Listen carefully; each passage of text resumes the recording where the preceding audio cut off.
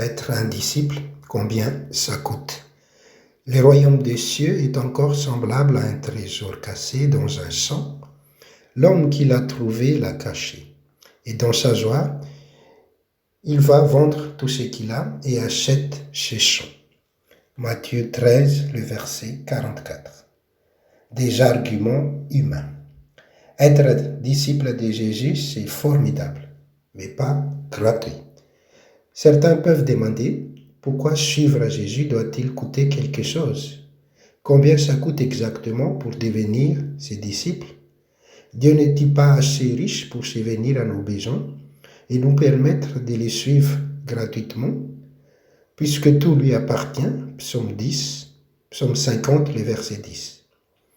Il devrait comprendre notre situation et nous accepte tels que nous sommes. D'après d'autres personnes, se tourne plutôt vers la négociation. Très bien, Seigneur, je paye, et tu livres la marchandise. Dans une telle situation, Dieu leur obéirait parce qu'il dicte les règles. Peu importe vos arguments sur ce qu'il en coûte de suivre Jésus, le fait est les suivants. Le Seigneur n'a pas besoin de votre argent, ce dont il a besoin, c'est que vous lui donnez votre cœur, votre bien le plus précieux. Pollué par les péchés, Jésus veut vous purifier par son sang, vous sauver par son amour infini, et l'on trouve difficile de tout abandonner. Les enseignements de Jésus. Lors de son ministère terrestre, Jésus touchait le cœur avec l'évangile et changeait selon les normes du royaume de Dieu. Ce qui caractérisait son ministère. En racontant des paraboles, Jésus révélait la réalité céleste dans un langage terrestre, afin que même les gens ordinaires puissent saisir quelques aperçus de la valeur éternelle. Ainsi, dans ses enseignements illustrés, Jésus a expliqué si on veut les suivre et être son disciple, on doit en payer les prix. Au nombre de 7 paraboles consignées dans Matthieu 13, il y en a 2 qui révèlent spécifiquement les prix à payer pour être disciple du Christ. Dans la parabole des trésors cassés et la parabole de la perle de grand prix. Jésus présente la valeur du royaume de Dieu, lequel est disponible pour qui veut en faire partie. Lorsqu'on trouve quelque chose de précieux, on vend tout ce que l'on possède et l'on n'épargne rien pour se l'acquérir. Lorsqu'on découvre que Dieu nous aime au-delà de toute mesure et que la vie éternelle peut être nôtre, on laisse tout derrière soi pour obtenir cette vie avec lui. Quelques exemples bibliques. Pour suivre le Maître, les 12 disciples laissèrent derrière eux leurs moyens de subsistance et leur famille. À la question de Pierre sur les avantages d'un si grand sacrifice, Jésus répondit en disant, « Et quiconque aura quitté à cause de mon nom, ses frères ou ses sœurs, ou son père ou sa mère, ou sa femme ou ses enfants, ou ses terres ou ses maisons, recevra le centuple, héritera la vie éternelle. » Matthieu 19, le verset 29. Bien que les prix à payer soient élevés, Christ n'exige pas que nous méprisions le membre de notre famille, même si nous sommes parfois en désaccord avec eux. Ici, c'est sur la priorité qu'il met l'accent. Ses disciples doivent l'aimer plus que leurs parents, leurs biens, leurs affaires ou quoi que ce soit d'autre. Rien ne doit faire ombrage à leur amour pour Dieu. En ayant fait le choix de suivre le Seigneur et d'inviter les autres à faire de même, Pierre révéla non seulement son amour pour Dieu et son dévouement envers lui, Jean 21, le verset 17, mais aussi son sacrifice par amour pour son Sauveur, Acte 5, le verset 40-41 et Acte 12, le verset 4.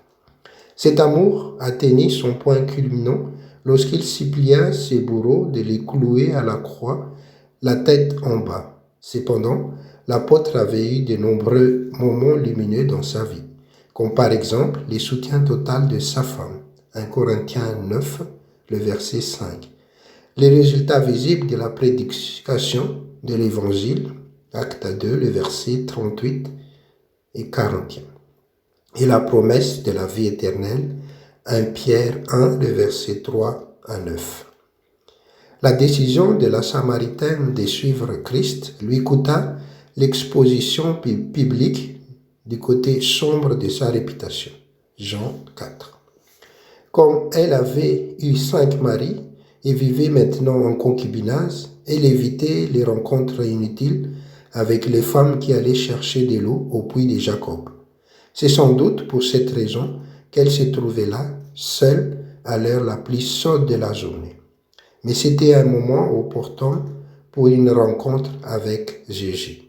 Rencontre au cours de laquelle il transforma sa vie pour de bon. Après avoir conversé avec les sauveurs, la Samaritaine, qui jusqu'à présent évitait ses compatriotes, courut vers eux en s'écriant: « Venez voir un homme qui m'a dit tout ce que j'ai fait, ne serait-ce point le Christ ?» Jean 4, le verset 29. Cet entretien avec Jésus révéla la vérité éternelle à cette âme affamée. Son visage avait une nouvelle expression, tout son aspect fut changé. Jamais la Samaritaine ne regretta le prix qu'elle a payé lorsqu'elle abandonna sa vie de péché. Née de nouveau, elle devint disciple de Jésus et du coup missionnaire. Sa conversion permit à Christ d'exercer son ministère auprès des Samaritaines. Jean 4, le verset 39 à 42.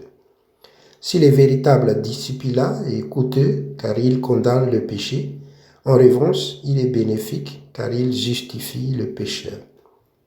On trouve une histoire semblable dans l'évangile de Luc, la conversion de Zachée, Luc 19. Tout le monde détestait ce chef de préjugés parce qu'il trompait les gens et accumulait les richesses qu'il extorquait de ses compatriotes.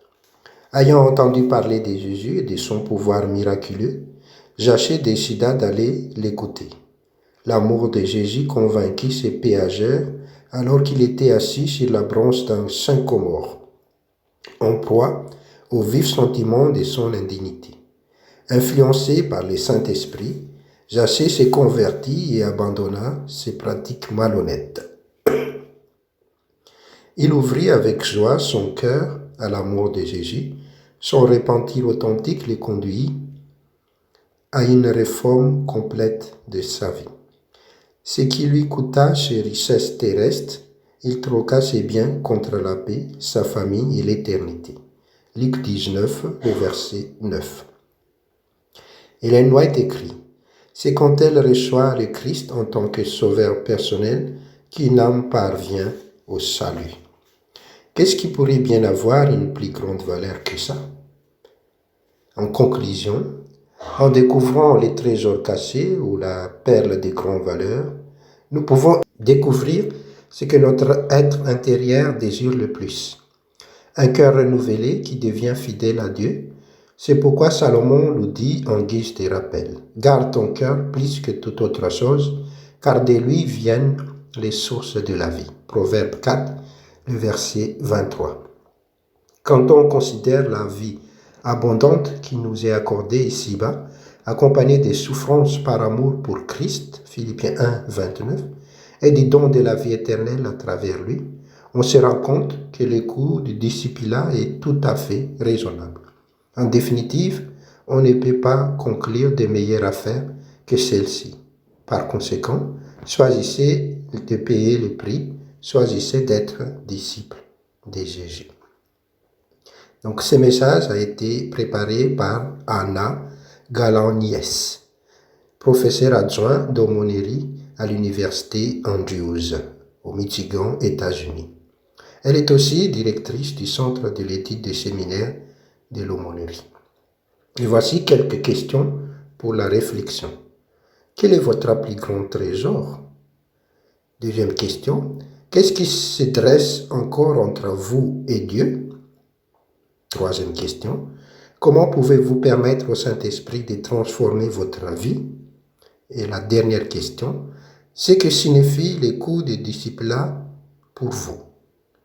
Merci de votre écoute et à la prochaine.